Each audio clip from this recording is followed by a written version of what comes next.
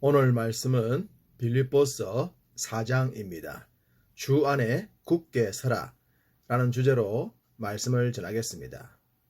바울은 빌립보서를 마무리하면서 그리스도의 심장으로 사랑했던 성도들을 향해 주 안에 굳게 서라고 권면합니다. 사탄은 우는 사자와 같이 우리를 늘 공격하기 때문에 깨어있는 신앙으로 주 안에 서 있는 것이 생명을 지키는 일이기 때문입니다. 그럼 주 안에 서 있는 믿음 생활이란 구체적으로 어떤 모습일까요?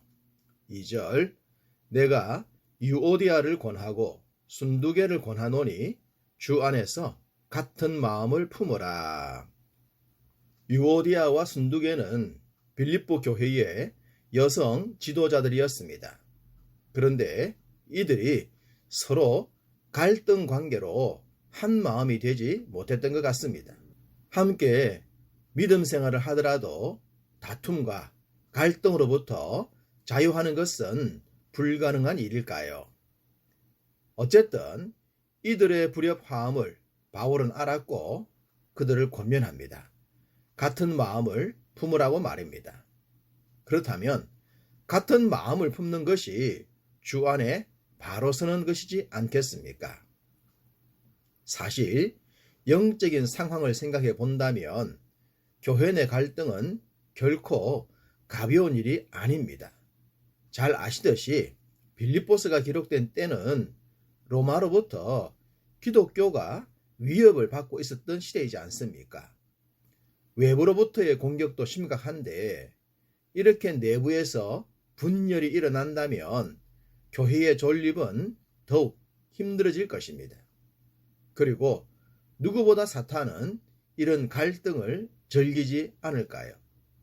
그러니 영적인 상황을 생각하더라도 내부적인 갈등은 만들지 않아야 할 것입니다. 또 다른 주 안에 굳게 서는 모습은 이러합니다. 4절, 주 안에서 항상 기뻐하라. 내가 다시 말하노니 기뻐하라. 기쁨에 서신답게 기쁨을 강조합니다. 기뻐하고 기뻐하라는 것은 절대적인 기쁨을 의미합니다. 절대적인 기쁨이란 어떤 상황을 맞더라도 기뻐하는 것을 의미합니다. 그래서 갈라디아서에서는 항상 기뻐하라고 한 것입니다. 우리가 믿음 생활한다는 것을 외적으로 증명할 수 있는 것 중에 하나가 기뻐하는 것입니다. 세상은 조건이 맞아야 기뻐하죠.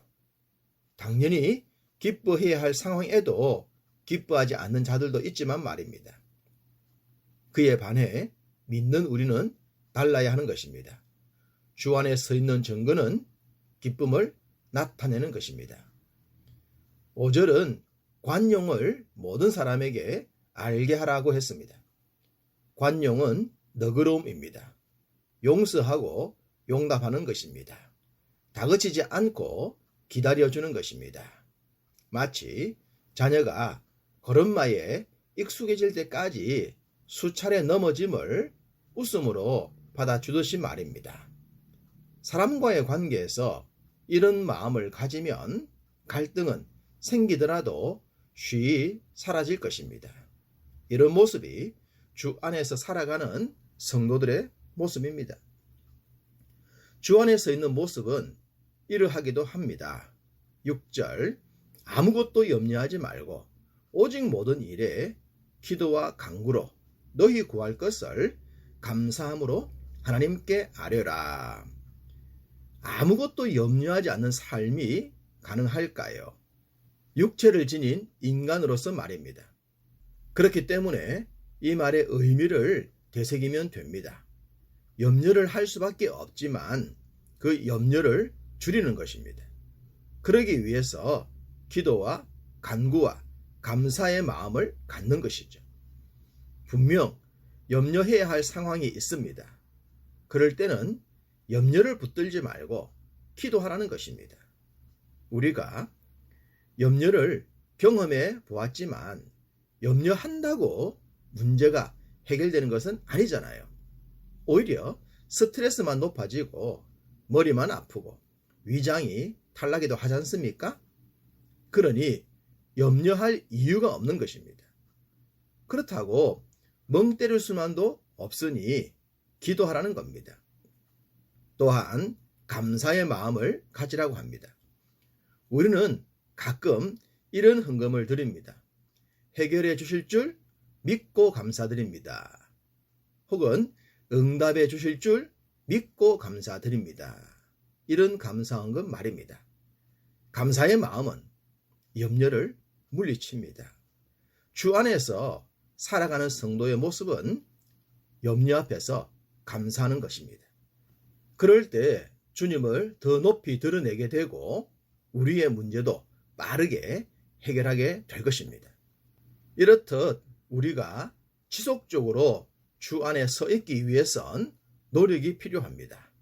9절 너희는 내게 배우고 받고 듣고 본 바를 행하라. 그리하면 평강의 하나님이 너희와 함께 계시리라. 주의 말씀을 반복적으로 듣고 배워야 합니다. 그리고 배운 말씀을 실천해야 합니다. 그럴 때 평강의 하나님을 경험하게 됩니다. 우리를 통해 일하시는 하나님을 경험하게 되는 것입니다. 살아있는 믿음임을 알게 될 것이고 역사하는 하나님의 능력을 느끼게 될 겁니다. 소위 신앙생활하는 맛을 누리게 되는 것입니다. 바울이 감옥에서도 기뻐했던 비결이기도 하죠. 바울이 하나님 앞에 구비했던 신앙 가운데 하나는 자족의 은혜였습니다. 11절 내가 궁핍함으로 말하는 것이 아니니라. 어떠한 형편이든지 나는 자족하기를 배웠노니. 일용할 양식에 감사라는 말씀처럼 현재의 상황에 만족할 때 우리는 어떤 상황에서도 만족할 수 있습니다. 불평, 불만, 염려와 걱정 이 모든 것은 자족의 은혜 앞에 무릎 꿇습니다. 또 다른 바울의 신앙은 일체의 비결입니다. 이것은 일종의 만능 레시피라고 할 수 있는데요. 이 레시피는 어떤 음식에 넣어도 그냥 맛있는 음식이 되게 합니다. 바울은 그런 비결, 비법을 갖고 있었습니다. 그렇기 때문에 13주와 같은 고백도 가능했던 것이겠죠. 내게 능력 주시는 자 안에서 내가 모든 것을 할 수 있느니라. 이 말씀은 모든 불가능을 가능으로 만든다는 것을 의미하는 것은 아닙니다. 어떤 상황에 처하더라도 그 상황을 믿음으로 견뎌내고 이겨낼 수 있다는 의미입니다. 그렇기 때문에 감옥에서도 감사했고 매맞고 죽음의 위협과 두려움 앞에서도 좌절하지 않았던 것입니다. 소위 실패의 연속 앞에서도 결코 흔들리지 않는 믿음을 보여준 것입니다. 사탄은 우리가 흔들릴 때 더욱 집요하게 공격합니다. 그런데 자족의 은혜를 보이거나 일체의 비결로 무장하면 지레 겁먹고 물러가고 말 것입니다. 바울은 빌립보 교회가 이렇게 되기를 원하면서 마지막 인사를 합니다. 15절 빌립보 사람들아 너희도 알거니와 복음의 시초에 내가 마게도냐를 떠날 때에 주고받는 내 일에 참여한 교회가 너희 외에 아무도 없었느니라.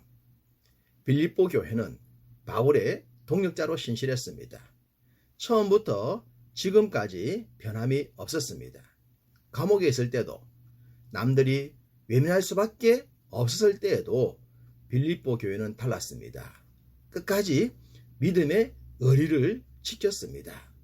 주님이 진짜 기뻐하실 교회의 모습이었죠. 그래서 이런 교회를 향해 감사하고 있는 것입니다. 믿음 생활에서 중요한 비결 가운데 하나는 그럼에도 불구하고의 신앙이라고 하겠습니다.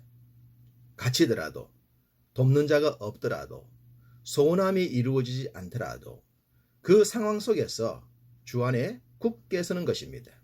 그리고 기뻐하며 감사하며 신앙의 정절을 지키는 것입니다. 이런 모습을 보인다면 사탄이 두려워하지 않겠습니까? 바울은 감옥에서 그런 모습을 증명했습니다. 그렇다면 우리는 어떻게 우리의 신앙을 증명할 수 있겠습니까?